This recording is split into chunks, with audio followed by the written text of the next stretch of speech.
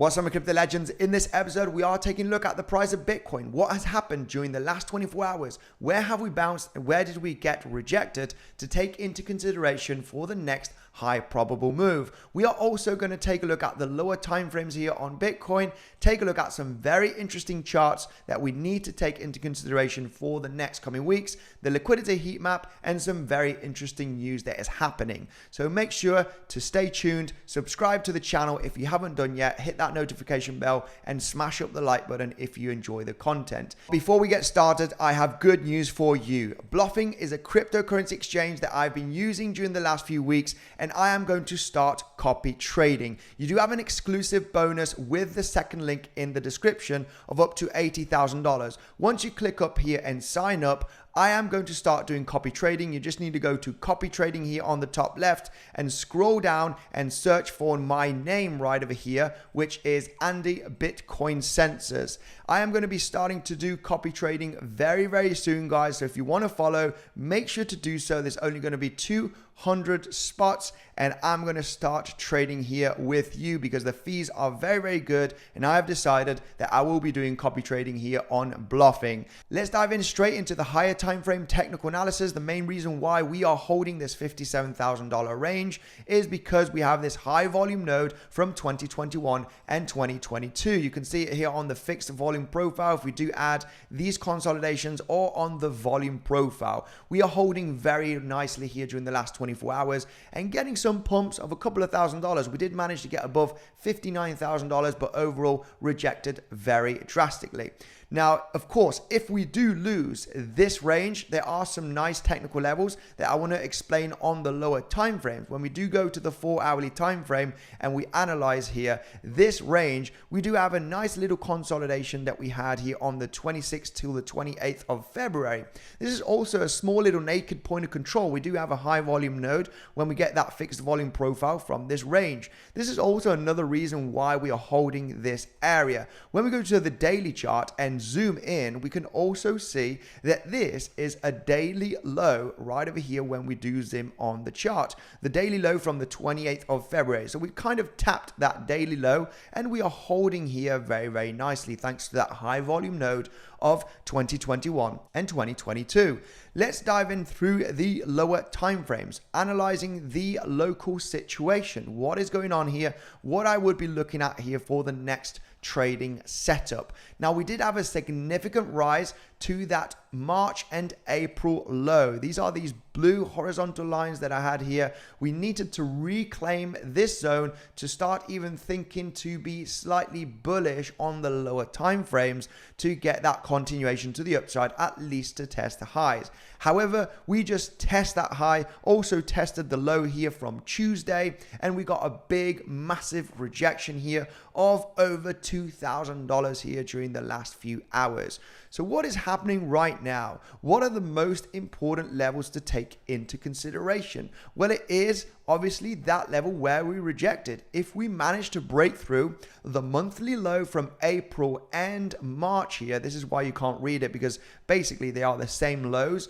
March and April, which is at $59,100 approximately. We did get that wick to the upside, but then rejected. This was actually a pretty nice acceptable short position, knowing that this is such a solid higher time frame level of resistance coming back down here to the lows. So if we do manage to come all the way up here and break through, and a 30-minute candlestick here would be enough of a close for me to say, all right, this is looking quite good, and the price action could continue to the upside, at least to test the highs of the breakout. And if you break those highs from the breakout, then obviously you're looking for higher levels. A big level of resistance after this continuation here to the upside. It is the $61,100 to $200 range. The main reason why we have a naked point of control when we get the session volume profile and we see the consolidation here from this downtrend that we had on Tuesday, we have a high volume node right there. We know that these high volume nodes can react as resistance or support. We also got a really nice lower high here created on Tuesday. So could this be a level where we're going to test it and get a quick little pullback? Absolutely. If we do break through and see continuation to the upside, it's a level to take into consideration. Now, those are the levels. If we do break through, then absolutely wonderful. If we do retest the highs here and get a big, massive rejection, of course, that will be looking quite bearish. I would be looking for the price to continue to the upside. Only if we do get that rejection from those highs and we start trading beneath the March and April lows, then we can consider, okay, this is not looking too good. We're probably going to start pulling back down here. However, like I said, if we do get that nice solid breakout 30-minute candle close, then this will be looking quite bullish. We could see that continuation here to the upside to tackle those resistance levels. If we do move to the downside from current price levels, well, we're going to take a look at the session volume profile. If we do move here to the downside, we are inside of the previous day value levels, right? So we basically opened slightly above the level, came back down. We are back inside previous day value range. So what we need to take into consideration here is the lows and the highs. Could we see a breakthrough of the value area high and these highs right over here from the daily open of today? Could we get that nice solid breakthrough? If we were to get a solid breakthrough here with high volume, a nice 30-minute candlestick close, then obviously I would be looking for the price to tackle here the March and April lows. If we do just get a wick here above previous day value area lows and these highs and the daily open, so get that wick to the upside, get a quick rejection and start trading back beneath after claiming this high, this will be a bearish sign. I would be expecting the price to roll back down here to the previous day point of control or the previous day value area low, basically where we are bouncing here from today. Another scenario, of course, would be, hey, what if we do roll down from this price area and start breaking through here yesterday's lows at $64,400? Then obviously this is a moment to be cautious.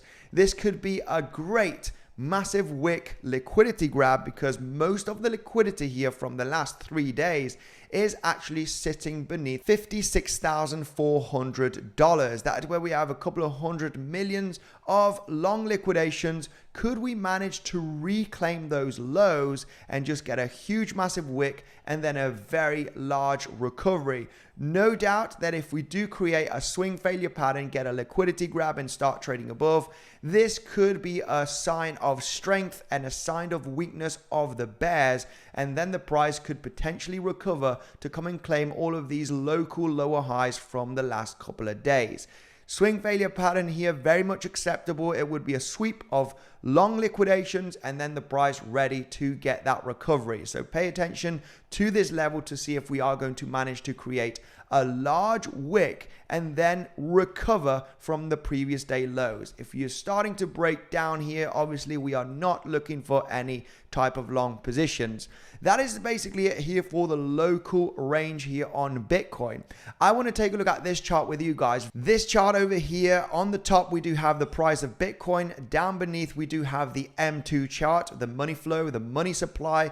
Thanks to the money flow on the previous cycles, we can see here in 2016 and 17, a lot of money being printed, a lot of money flows entering into the economy. And we can see how the Bitcoin bull run back in 2017 was absolutely phenomenal.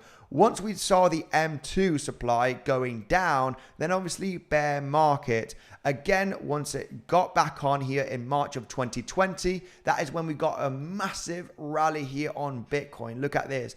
Now, currently, we are seeing the M2 supply going down very much here since 2022 with the bear market. So it's very, very important that the M2, the money supply, basically the money printing, is very important for a very strong bull market. Currently, we are not seeing interest rates going down. This is going to be for the next few months. So I am kind of worried that this uptrend that we formed on Bitcoin, is it sustainable? Are we going to see a little bit of a downside here for Bitcoin for the coming months because the money printer is not going on anytime soon? Of course, if we do see that bearish trend here for the next coming weeks and months, I think it's just going to be a great DCAing zone because the money printer will have to go on. And one of the main reasons why the money printer should be going on before the end of the year is because it's an election year. Election years have been usually very bullish for the markets and also for Bitcoin and crypto. We can see the election year here of 2012.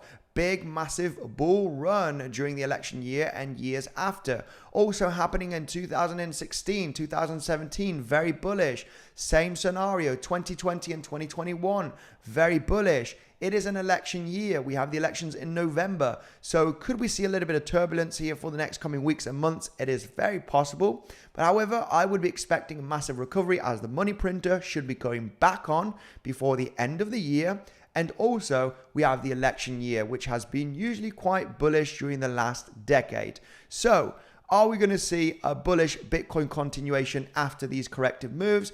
I think it is very, very possible because of these charts. Let's go here with a little bit of news. We have that for the first time in history, we've seen outflows from BlackRock Spot Bitcoin ETF over 36.9 million and a total of 563 million outflows during the last 24 hours. So yeah, not looking too good. This means that retail actually are in the Bitcoin ETFs because they have been buying at the highs. And now as it's going down, we are seeing a little bit of fear, right? This is the moment where we should be seeing some buying pressure. However, we are seeing the fear also with the Bitcoin ETF. We are seeing some outflows as we are going down in price, and that is not what you want to do. You want to sell while you're going up and buy while it's going down. Fed Chair Jerome Powell says they will not cut interest rates until we have greater confidence inflation is going back down to 2%.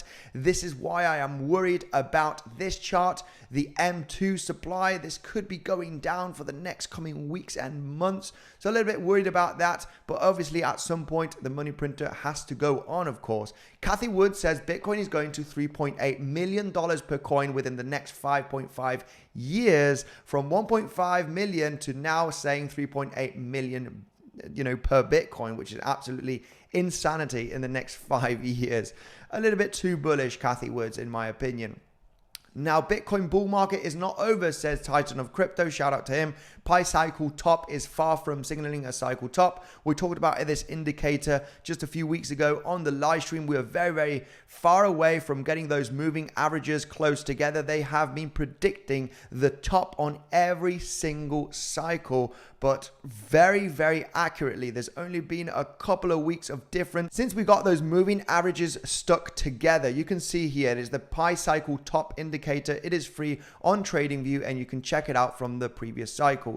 Also, what we do have here is the fear and greed index going now to the fear levels. This is what we want to see. We do want to see a little bit of fear. This is completely healthy for this corrective move. Can we manage to break down to even lower levels such as $52,000? That is a huge, massive level. This would be my ultimate bearish level for this corrective move because we do have an insane high volume node right over there from consolidation here in February, and it is the 𝗖𝗺𝗺𝘶 Fibonacci from this pivot low of January to the whole damn high, and that zone is very, very strong. No doubt that we'll be likely getting a major reaction and a bounce from that level. The question is, will we manage to consolidate there, find a bottom, and continue to the upside if we are going to go down there? Legends, thank you very much for joining today's episode. If you haven't checked out my Bybit tutorial to learn how to trade on that platform, make sure to check it out. Thank you, and I will see you in the next one.